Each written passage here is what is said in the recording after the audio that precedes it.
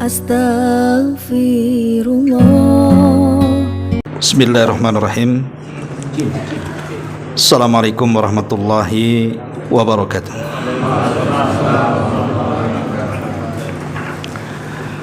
Alhamdulillah wassalatu wassalamu ala Rasulillah wa ala alihi wa sahbihi wa mawalah wa la hawla wa la quwwata illa billahi wa ba'du. Alhamdulillah, di malam hari ini kembali kita lanjutkan kajian kita, masih membahas tafsir dari surah An-Nazi'at, dan kita masuk pada ayat 6 dan seterusnya. A'udzubillahi minasyaitonir rajim. Bismillahirrahmanirrahim. Yauma tarjufur rajifatu tatba'uhar radifatu qulubu yawma idhi wajifah absaruha khashi'ah yaquluna inna lamarduduna fil hafirah a idza kunna idhaman nakhirah qalu tilka idzan qarratun khasirah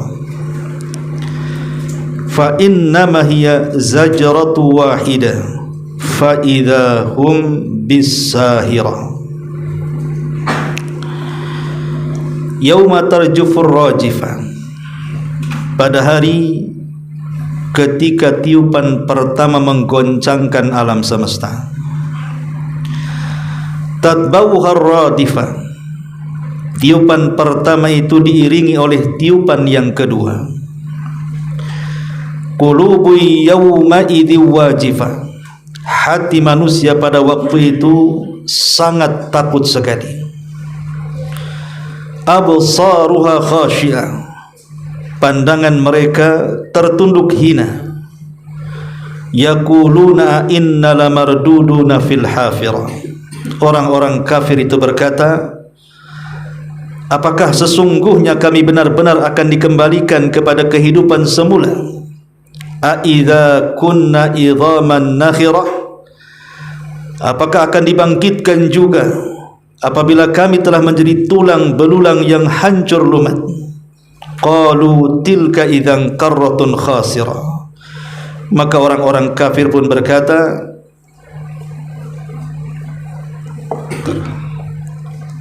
ini kenapa handphone ini? Afwan. Inilah kalau mengaji pakai handphone ini, jadi tergantung sinyal dia. Qalu tilka idzan qarratun khasirah, mereka berkata, kalau demikian itu adalah satu pengembalian yang merugikan. Fa innama hiya zajratu wahidah, sungguh pengembalian itu hanya satu kali tipuan saja. Fa idza hum bisahirah, maka dengan serta-merta mereka hidup kembali di permukaan bumi. Ma'asyiral muslimin wal muslimat rahimani wa rahimakumullah. Kemarin kita sudah menjelaskan bahwa surah An-Nazi'at ini adalah surah Makkiyah.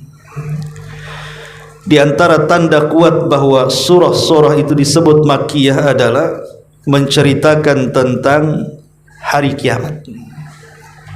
Jadi kalau ada surat-surat menceritakan tentang hari kiamat, berarti itu alamat bahwa surat itu adalah Makkiyah. Karena kalau Madaniyah itu lebih banyak kepada hukum-hukum ibadah, salat, puasa, zakat, haji, itu semua surah-surah Madaniyah. Lah kemarin kita sudah menjelaskan bahwa Allah Subhanahu wa taala bersumpah dengan para malaikat. Untuk apa sumpah itu? Untuk satu hari yang sangat luar biasa kejadiannya. Itulah yang disebut dengan Yaumul Qiyamah. Di sini Allah Subhanahu wa taala mengatakan yauma tarjufu ar-rajifah. Sesungguhnya kamu akan dibangkitkan pada hari ketika tiupan pertama menggoncang alam semesta. Tatba'uha ar-radifah. Tiupan pertama itu lalu diiringi oleh tiupan yang kedua. Dua ayat ini menceritakan tentang tiupan sangkakala Israfil. Dalam sebuah hadis dari Abdullah ibn Amr ibn As, seorang sahabat pencatat hadis terbanyak Nabi SAW. Kalau Abu Hurairah radhiyallahu an hafalannya, tapi kalau Abdullah ibn Amr ibn As ini tulisannya. Kata Abdullah ibn Amr ibn As radhiyallahu an, dia mengatakan, Ja'a Arabi ila Nabi SAW. Seorang Arab Badui datang menemui Nabi SAW. Faqala massurur ya Rasulullah. Maka orang ini berkata, wahai Rasul, bentuk sangkakala Israfil itu seperti apa? Maka Nabi SAW mengatakan, qarnun yanfukhu fihi. Bentuknya seperti tanduk yang ditiup. Kita tahu bahwa bentuk tanduk itu kan kecil, besar, besar, besar, besar kan begitu ya. Bentuk tanduk kan begitu. Nah, Nabi SAW menyebutkan bahwa bentuk dari sangkakala itu seperti tanduk yang ditiup, dan tidak menjelaskan berapa panjangnya, berapa lebarnya, berapa besarnya. Yang jelas bahwa sangkakala ini sangat besar sekali. Bahkan tiupannya, sekali tiup saja Allah Subhanahu wa taala sampai mengatakan al-qari'atu mal qari'ah. Wa ma adraka mal qari'ah, yauma yakunun nasu kal farashil mabthuth. Qari'ah itu adalah suara yang keluar dari moncong sangkakala. Itu disebut qari'ah namanya. Lihat dampak daripada suara yang keluar daripada moncong sangkakala yang ditiup Israfil, di mana Allah Subhanahu wa taala mengatakan, wa ma adraka mal qari'ah yauma yakunun nas. Pada hari itu manusia seperti kapas yang dihambur-hamburkan. Bayangkan, manusia sudah tidak ada lagi harganya, nyawa melayang begitu saja, dan tidak ada yang selamat kala itu, karena sekali tiupan sangkakala Israfil itu tanda daripada kehancuran alam semesta. Ma'asyiral muslimin yang dimuliakan Allah Subhanahu wa taala, lalu kapan Israfil itu diperintahkan oleh Allah Subhanahu wa taala untuk meniup sangkakala itu? Kita tahu bahwa sebelum diutusnya Nabi SAW, Israfil belum meletakkan moncong sangkakala itu di mulutnya. Tapi setelah Nabi SAW diutus, maka dia sudah mulai meletakkan moncongnya di mulutnya, tinggal ditiup saja. Menunjukkan bahwa diutusnya Nabi SAW mengakhiri seluruh para nabi dan rasul, dan umat yang akan dipimpinnya menjadi umat terakhir bagi umat-umat yang mengikuti nabinya. Kalau rasulnya sudah rasul yang terakhir, berarti umatnya juga umat terakhir. Kalau sudah umat terakhir, berarti tidak akan ada rasul muncul dan tidak akan ada umat lagi muncul. Kalau itu yang terjadi, berarti kita menunggu akhir daripada kehancuran alam semesta. Karena bumi itu diperuntukkan untuk kita manusia. Kalau sudah tidak ada manusia lagi, untuk apa bumi diciptakan? Tinggal menuju kehancurannya saja. Makanya satu hari Nabi SAW tidak bisa makan dengan enak, minum dengan enak, dan tidur dengan nyenyak, dan raut mukanya murung. Sehingga para sahabat bertanya kepada Nabi SAW, kenapa Rasul seperti itu? Tidak biasanya yang selalu murah senyum, riang gembira, dan suka menyenangkan para sahabatnya. Kata Nabi SAW, kaifa un'am wa qad iltaqama sahibus suri surah. Bagaimana mungkin aku akan merasakan lezat hidup, kata Nabi, kalau pemilik trompet itu sudah siap-siap meniupkan sangkakalanya. Bagaimana aku bisa nikmat hidup, kata Rasul, nikmat makan, nikmat minum, nikmat untuk tidur, bagaimana mungkin aku bisa lakukan sementara pemilik trompet sangkakala itu sudah siap meniupkan. Artinya bahwa para ulama mengatakan bahwa trompet itu sudah ada di mulutnya, tinggal menunggu perintah Allah Subhanahu wa taala. Tiup, tiup. Sekali tiup, Allah katakan yauma tarjufur rajifah. Pada hari itu ketika tiupan pertama menggoncangkan alam semesta. Ma'asyiral muslimin yang dimuliakan Allah Subhanahu wa taala. Ketika Nabi sallallahu alaihi wasallam menjelaskan waktu kapan ditiupnya sangkakala, Rasul tidak pernah menyebutkan tanggalnya, bulannya ataupun tahunnya. Tapi Nabi sallallahu alaihi wasallam hanya menyebutkan harinya saja. Dalam sebuah hadis Nabi mengatakan, khairu yaumin tala'at fihi syamsu yaumul jum'ati. Dalam sebuah hadis yang diriwayatkan dari Abu Hurairah radhiyallahu an, Rasul bersabda, sebaik-baik hari adalah ketika matahari terbit di hari Jumat. Itu sebaik-baik matahari apabila muncul di hari Jumat. Kenapa? Karena kalau di hari Jumat sudah tidak ada matahari, artinya kiamat. Tapi kalau masih ada matahari, berarti bumi ini masih baik-baik saja. Makanya Nabi SAW mengatakan, fihi khuliqa Adam, wa fihi uhbita, wa fihi tiba alaihi, wa fihi mata, wa fihi taqumus sa'ah, wa ma min dabatin illa wa huwa musikhatun yaumal jum'ati min hini tusbih hatta tatlu asy-syamsu syafaqan minas saati illal jin wal insa. Kata Nabi sallallahu alaihi wasallam, kenapa hari Jumat adalah hari terbaik ketika terbit matahari?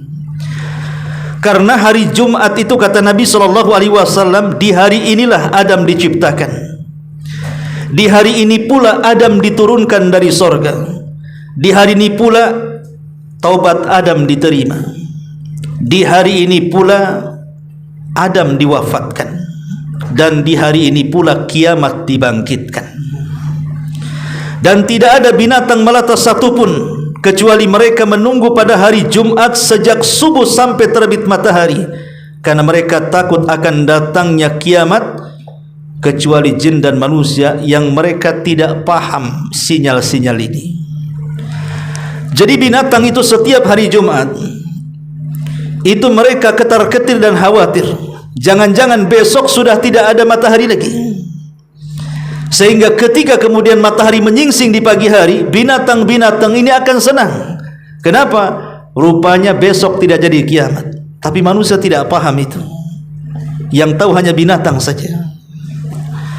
Dari sini kita tahu bahwa Israfil itu meniupkan sangkakala di hari Jumat. Makanya kenapa hari Jumat itu menjadi hari istimewa ulang tahun kaum muslimin di penjuru dunia, dan dibuat hukum-hukum yang tidak ada di hari-hari yang lain selain Jumat. Banyak amalan di hari Jumat kan yang diperintahkan tuh, sholat Jumat, memperbanyak sholawat, memperbanyak doa di waktu-waktu mustajab, kemudian membaca surah Al-Kahfi menurut pendapat ulama yang mensahihkan riwayatnya, dan begitu seterusnya. Jadi hari Jumat itu hari istimewa yang Allah anugerahkan kepada kita, dan di hari ini pula lah kiamat dibangkitkan. Tentang masalah tiupan sangkakala, ulama memang berselisih pendapat tentang tiupan sangkakala ini. Ada yang mengatakan bahwa tiupan sangkakala ini ditiup hanya 2 kali saja. Jadi Israfil itu hanya meniup sangkakala 2 kali tiupan saja. Dan inilah yang diambil oleh pendapat Abdullah ibn Abbas, kemudian pemimpin para tabi'in Hasan al-Basri, kemudian seorang ahli tafsir terkemuka Qatadah ibn Di'amah, dan juga Al-Qurtubi serta Imam Al-Hafidh Ibnu Hajar Al-Asqalani rahimahullahu ta'ala. Mereka mengatakan bahwa tiupan itu cuma 2 kali saja. Adapun tiupan yang pertama itu disebut nafkhatu faja was-sa'q, artinya tiupan kejutan sekaligus tiupan kematian. Terkejut kemudian mati, ya. Adapun tiupan yang kedua adalah nafkhatul ba'ts, tiupan yang membangkitkan seluruh manusia yang mati.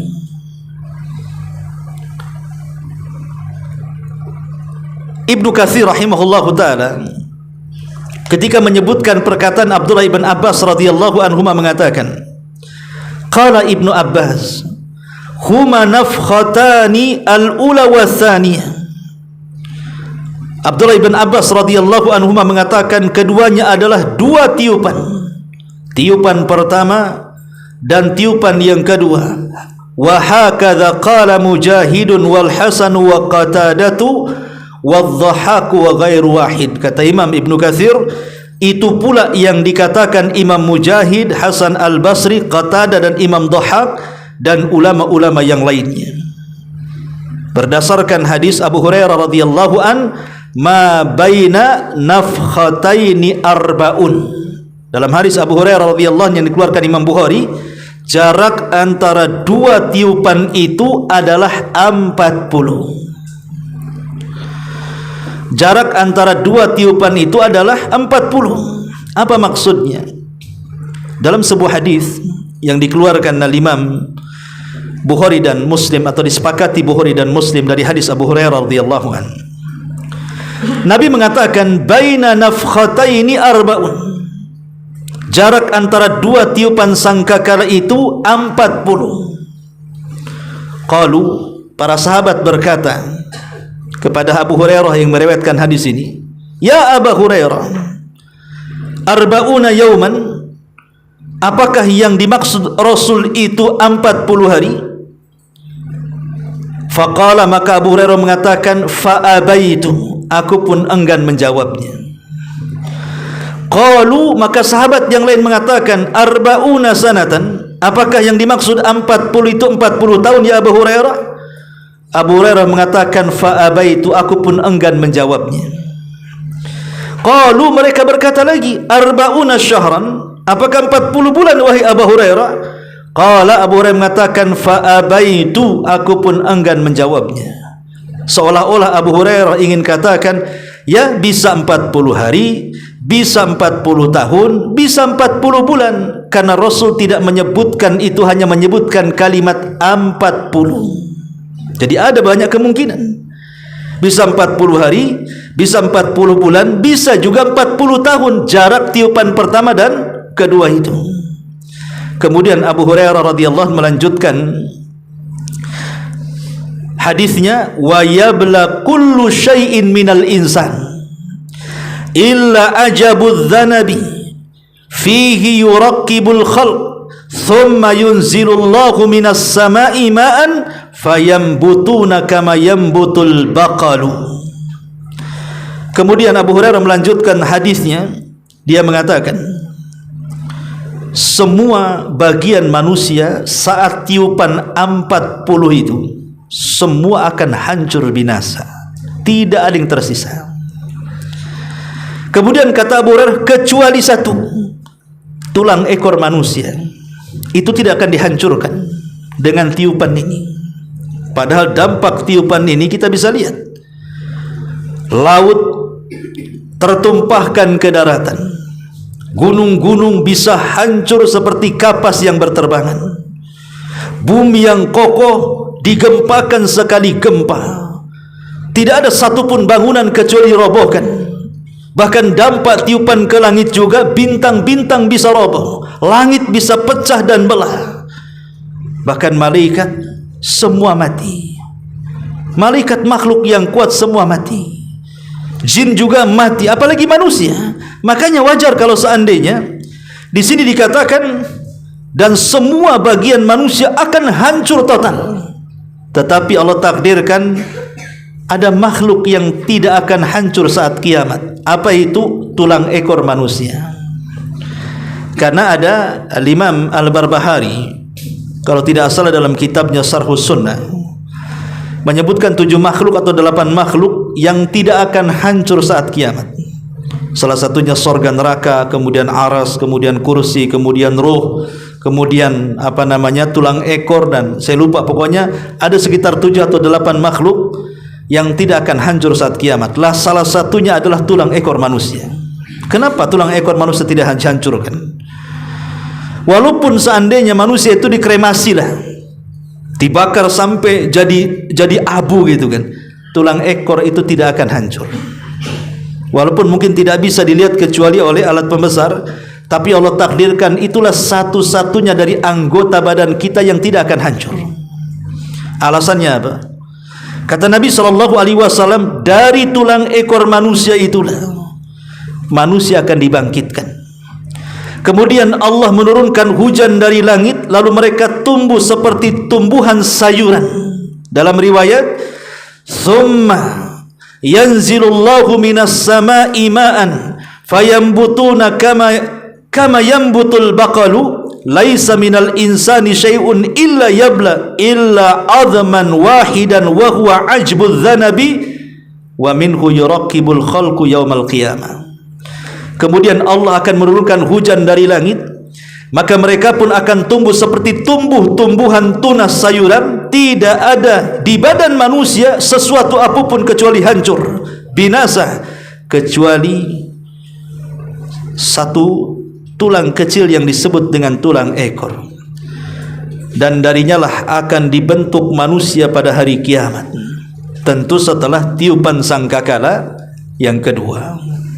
Ya, tapi dari sini kita tahu bahwa jarak kehancuran alam semesta itu adalah saat antara tiupan pertama dan kedua. Disitulah kehancuran total luar biasa yang Allah Subhanahu wa ta'ala banyak menyebutkan di dalam Al-Quran. Bagaimana gunung-gunung dihancurkan, lautan bahkan diluapkan menjadi api, bahkan akan kering, kemudian bumi akan digoncangkan, dan begitu seterusnya. Itu antara 2 tiupan terjadi.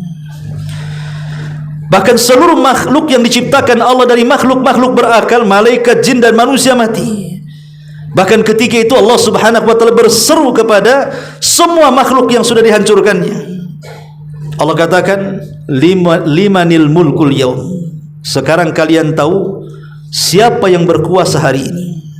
Itulah yang Allah isyaratkan dalam surah Al-Fatihah, Maliki Yaumiddin, raja di hari ketika manusia dibangkitkan.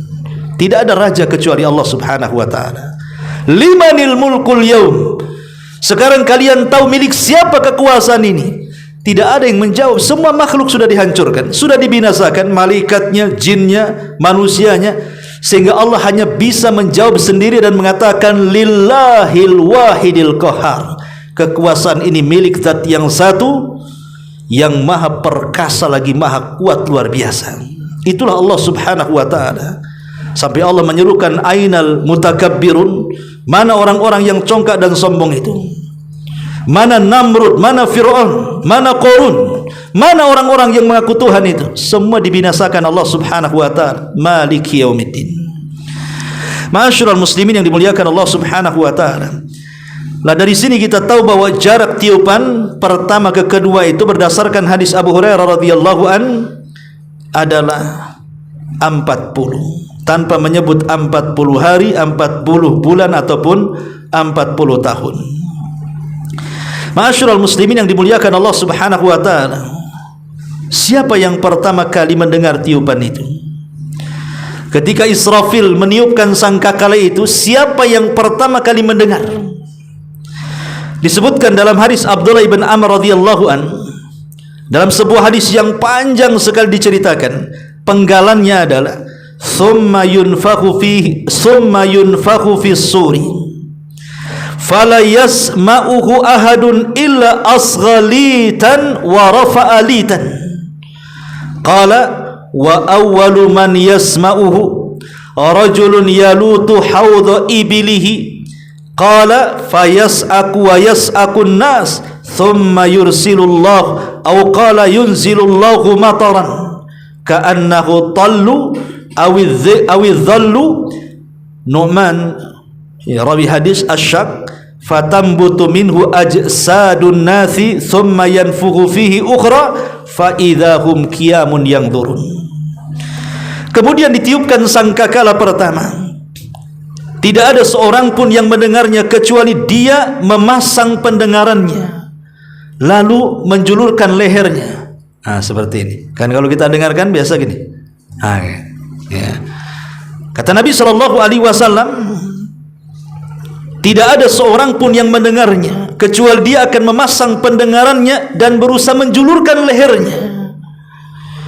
Beliau bersabda, maka orang yang pertama kali mendengarnya adalah seseorang yang tengah memperbaiki telaga untanya, kolam unta untuk minum itu.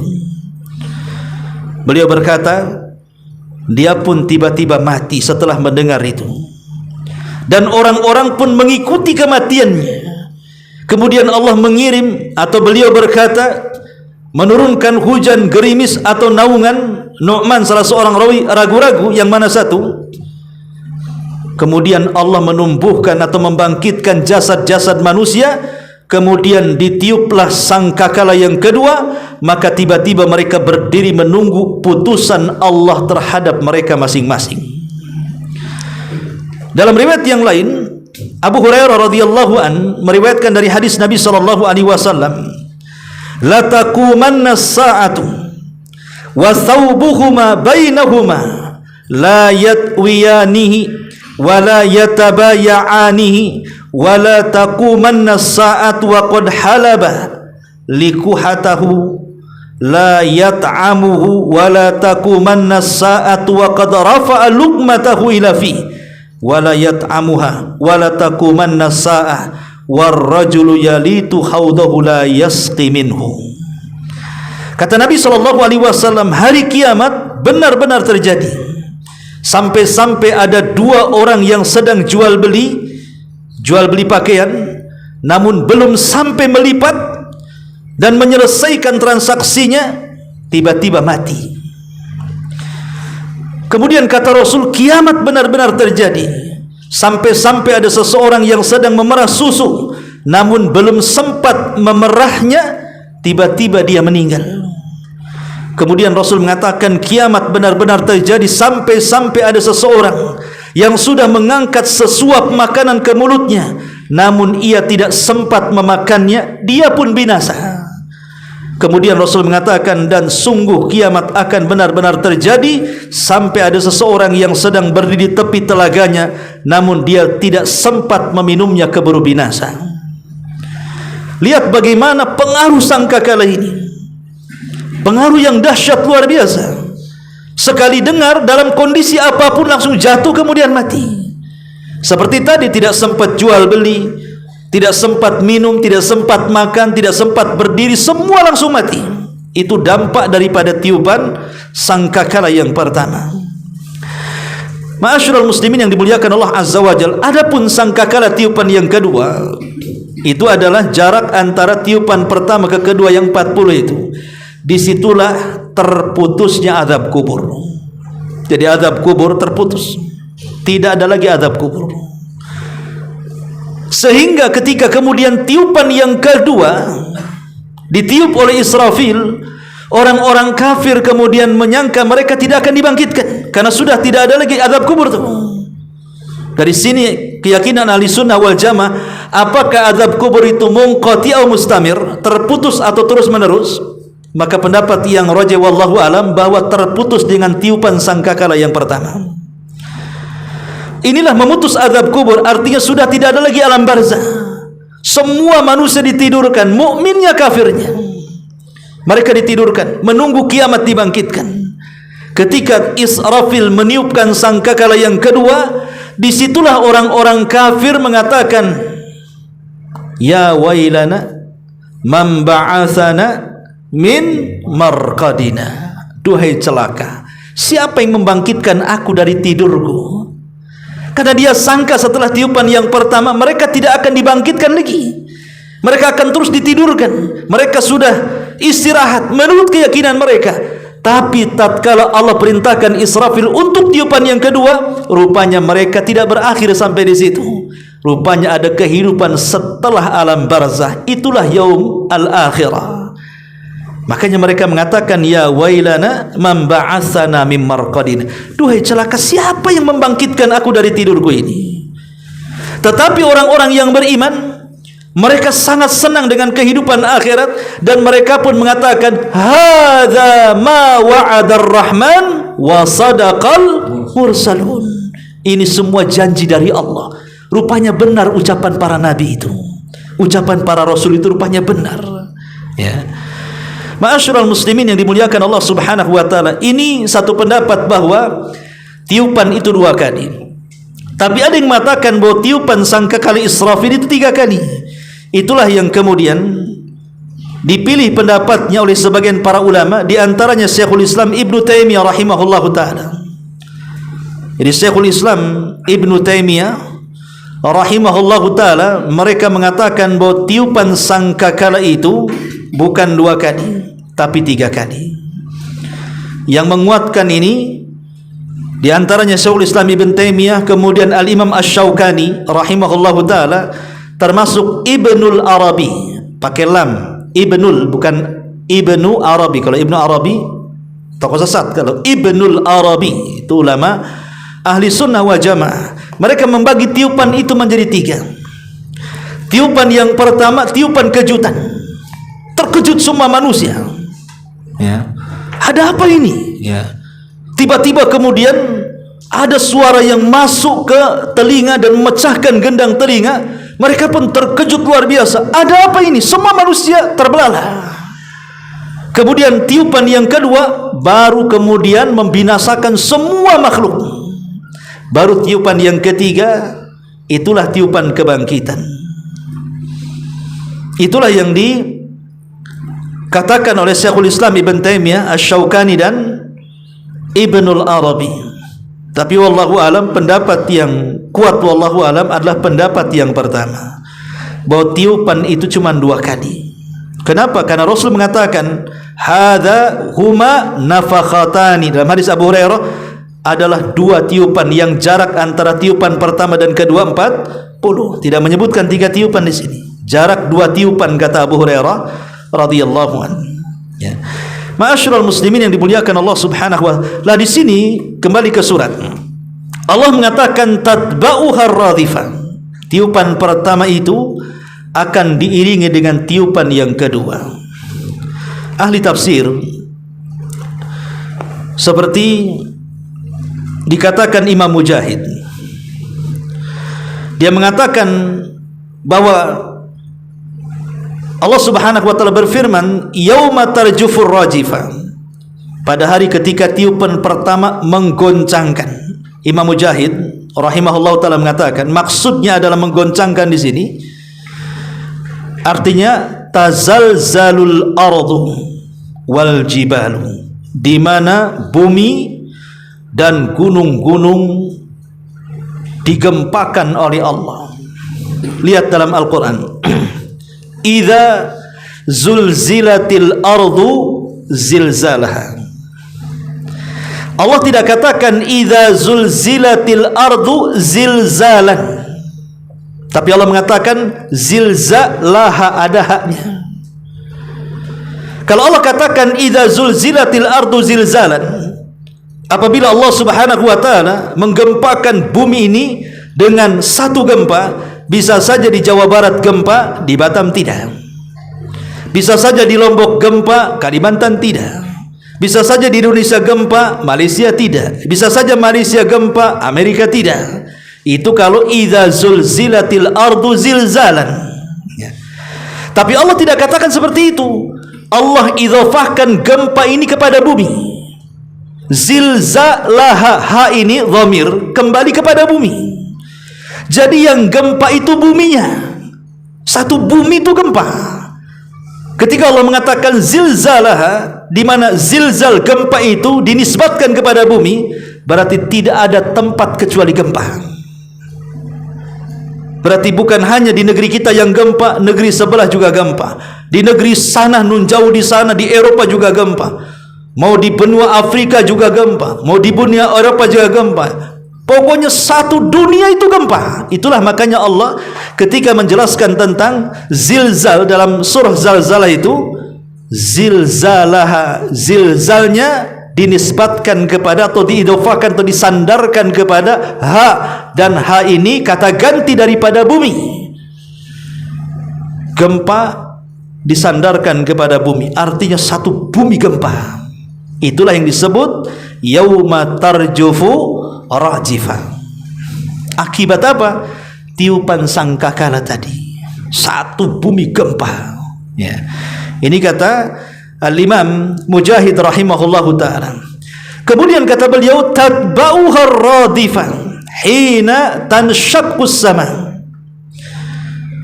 Kemudian diikuti dengan tiupan yang kedua, ketika itu bumi terbelah menjadi langit retak kemudian terbelah. Masyarul muslimin yang dimuliakan Allah Subhanahu wa taala. Al-Imam Tufail ibn Abi Ka'ab dari bapaknya dia mengatakan, Rasul bersabda, ja'atir rajifah tatba'uha radifah ja'al mautu bima fihi. Artinya ketika datang tiupan sangkakala pertama kemudian diikuti sangkakala kedua, maka itulah datangnya kematian dan kehancuran di dalam kematian itu. Artinya antara tiupan pertama dengan kedua itu jarak itulah menghancur-hancurkan alam semesta itu. Tidak ada yang selamat. Bumi, planet, galaksi, langit, bintang, tidak ada yang selamat. Semua dihancur-hancurkan Allah Subhanahu wa taala. Karena Allah mengatakan, qulubu yauma idzi wajifah. Hati manusia pada waktu itu sangat takut sekali. Gimana tidak takut? Ketika kita mendengar ada tsunami saja, kita sudah merinding. Ketika kita melihat ada tanah bergerak yang membawa bangunan-bangunan dan orang-orang tertimbun di dalamnya, kita sudah terbayang gimana kita kalau yang di situ.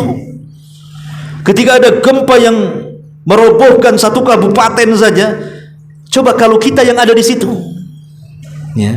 Kita sudah dagdug-dagdug. Saya waktu di Lombok tuh, itu kan masih kondisinya masih ya, skala liternya kecil memang. Ya.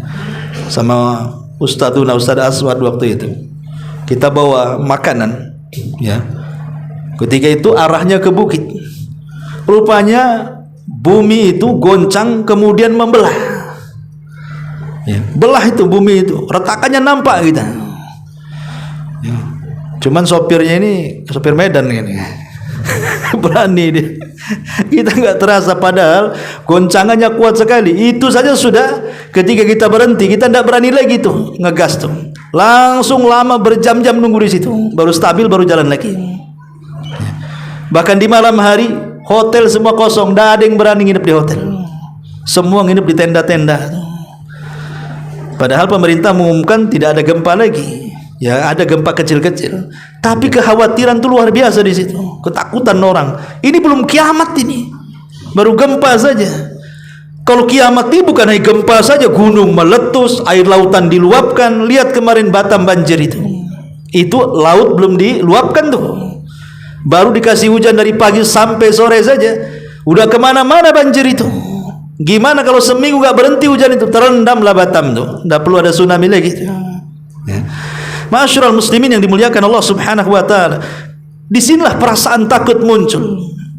Absaruha khasyiyah, disitulah pandangan-pandangan akan tertunduk hina. Orang-orang ketika melihat itu baru sadar dia banyak dosanya. Orang biasanya ketika ada musibah kan baru sadar tuh banyak dosa tuh. Makanya lihat, jangankan lagi musibah-musibah besar, orang yang sakit ngeringkuk di rumah sakit saja zikirnya kencang tuh. Nanti kalau sembuh hilang zikirnya. Kadang-kadang bayangannya nanti kalau sembuh saya salat, saya tobat, sudah sembuh, dah salat, dah tobat. Begitu manusia itu, ya. Tapi kita lihat kondisi orang-orang yang terkena musibah itu, semua ingin tobat. Bagaimana kalau kiamat kan gitu? Makanya wajarlah mengatakan absaruha khasyah. Pandangan pada waktu itu tertunduk dengan hina sekali. Baru kemudian mereka menyadari, yaquluna inna lamarduduna fil hafirah aidza kunna idzaman nakhirah qalu tilka idzan qarratun khasirah fa idza hiya jazratu wahidah fa idza hum bisahirah. Orang-orang kafir berkata, apakah sungguh kami benar-benar akan dikembalikan kehidupan semula? Antum kalau dalam kondisi kena musibah, gempa, kecelakaan, pastilah mati kan begitu. Ya, matilah sudah. Pasti kita akan rasakan. Antum yang pernah kecelakaan atau mungkin hidup di daerah yang ada gempa, itu otaknya sudah mati saja tuh, nggak ada harapan hidup lagi. Ya. Makanya kenapa orang-orang kafir disitulah mereka baru merasakan mereka akan mati dan akan dikembalikan kepada kehidupan semula. Dahulu di zaman Nabi SAW ada orang kafir namanya Ubay ibn Khalaf, musuh Nabi yang paling benci kepada Nabi. Ubay ibn Khalaf ini, dia adalah saudara daripada Umayyah bin Khalaf, tuannya Bilal tuh, yang menyiksa Bilal itu. Saudaranya namanya Ubay ibn Khalaf.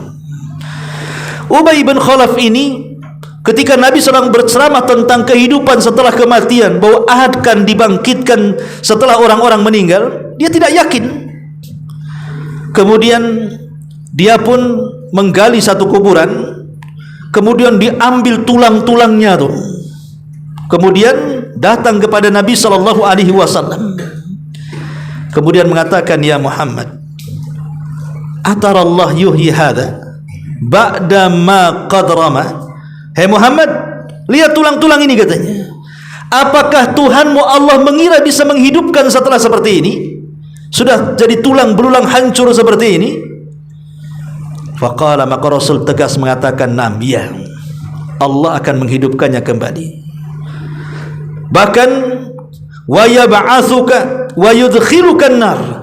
Bahkan kalau seandainya kau mati seperti ini, Allah akan bangkitkan engkau, bahkan Allah akan masukkan kau ke neraka.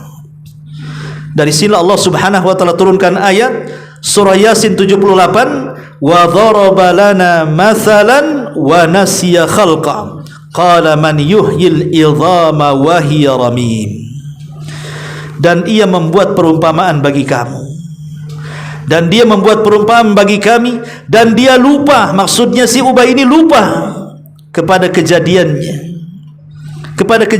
Bukankah dulu dia tidak ada, kemudian menjadi ada, diletakkan di janin, kemudian lahir ke dunia, kemudian dia akan kembali kepada Allah. Seolah-olah ingin katakan sesuatu yang sudah ada dikembalikan itu lebih mudah daripada penciptaan pertama. Makanya Allah di sini mengatakan, dan ia membuat perumpamaan bagi kami, dan dia lupa kepada kejadiannya. Ia berkata, siapakah yang dapat menghidupkan tulang belulang yang telah hancur lebur itu? Dia tidak yakin dengan kalimat itu. Tetapi nanti orang kafir itu, mereka akan merasa yakin ketika nampak kiamat, ketika sudah merasakan gempa, gunung di mana-mana meletus, manusia sudah mulai pada mati. Baru mereka mengatakan, apakah sungguh kami benar-benar dikembalikan kepada kehidupan semula?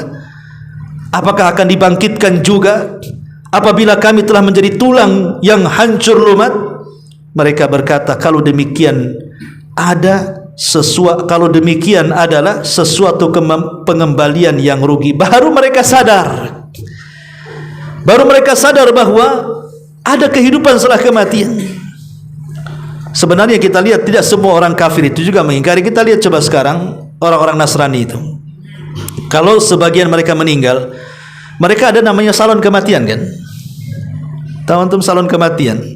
Ada orang yang meninggal kan ada salonnya itu, mereka itu didandani begitu rapi kan, nanti dikasih jas yang paling mahal, pakaian yang paling mahal, yang bersih, yang harum, dimasukkan ke dalam peti, baru kemudian ditutup, baru dipendam.